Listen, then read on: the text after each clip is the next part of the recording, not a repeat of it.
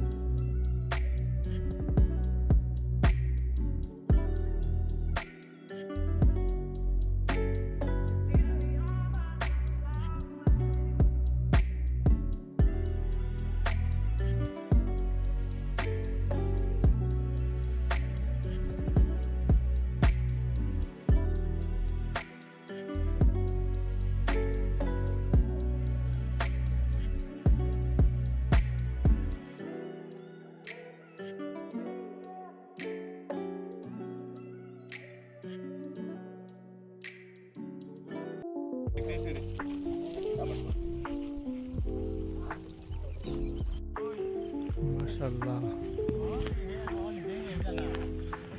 এই পুরো বাংলাদেশের সুইজারল্যান্ডের মতো লাগতেছে। এখানে পুরা সবুজ হয়ে রয়েছে, অনেক বড় মাঠ, আর এই পাশে পাহাড়। এটা ইন্ডিয়ার মেঘালয় পাহাড়, এটা অনেক বড় পাহাড়, অনেক সুন্দর, মাশাআল্লাহ।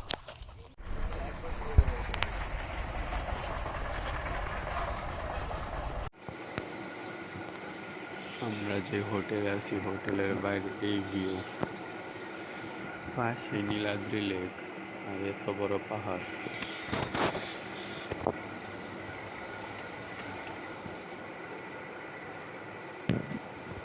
হে গাইস, আসসালামু আলাইকুম। আমরা আছি আজকে নীলাদ্রি লেক।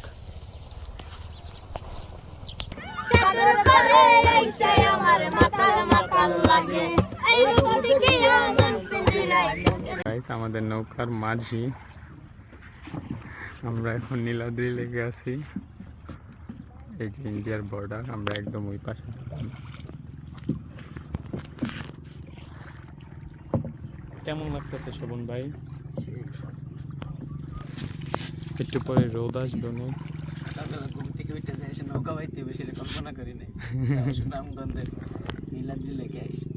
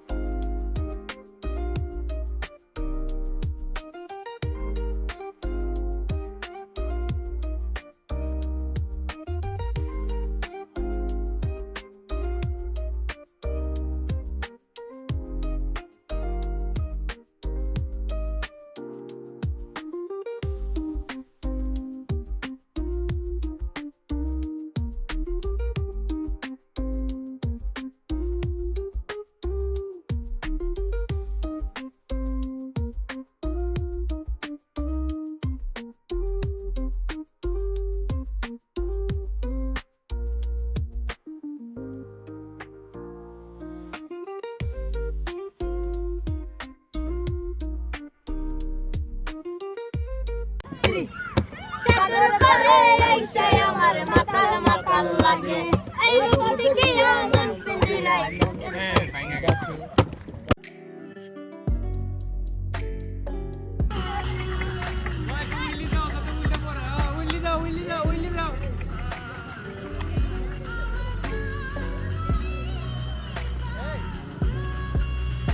হ্যাঁ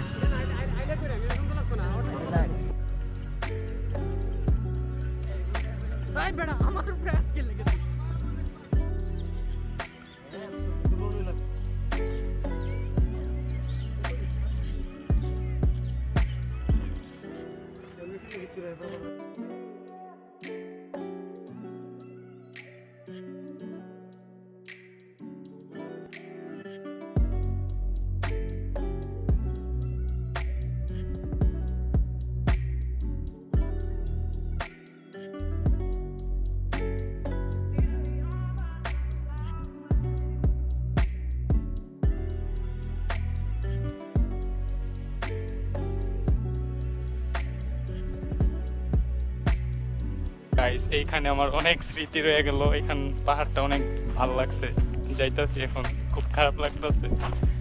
অনেক সুন্দর পিছনে মাশাআল্লাহ। পাহাড় দেখতে চাইলে সুনামগঞ্জ নেত্রকোনা এই সাইডটা আসেন সবাই, অনেক সুন্দর। পুরো বর্ডারের কাছে দিয়ে সব রাস্তা অনেক সুন্দর।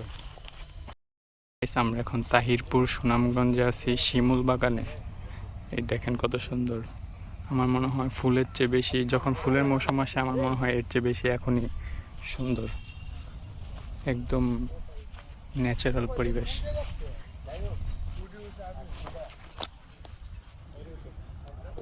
অনেক সুন্দর। এইখানে এই সাইডে পুরো পাহাড়, অনেক বড় পাহাড়। এখানে জাদুকাটা নদী, কত সুন্দর সুনামগঞ্জ। মানুষ বাংলাদেশ না ঘুরে কেন যে বিদেশ যায় ঘুরে।